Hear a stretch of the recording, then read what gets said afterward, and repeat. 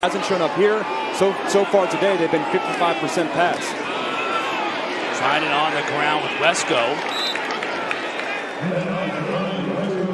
Almost feels like his legs need to get involved in this game. Have him get hit. Have him get immersed in this football game. Clemson 1 for 6 on third down. That time Wesco squeezes it and he's loose. Inside the 35, down to the 25 before finally being brought down by Jordan Stringer. Look to strike quickly or continue with Randall. Play fake to the receiver, wide open. Let's go! Touchdown!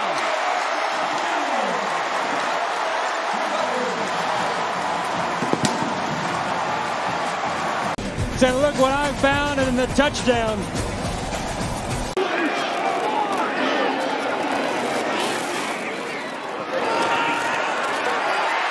Strong throw to Wesco, first down. In front of his tailback that time, providing the block. Third down and 3. Klubnik to throw. Going to the end zone, Wesco's got another one.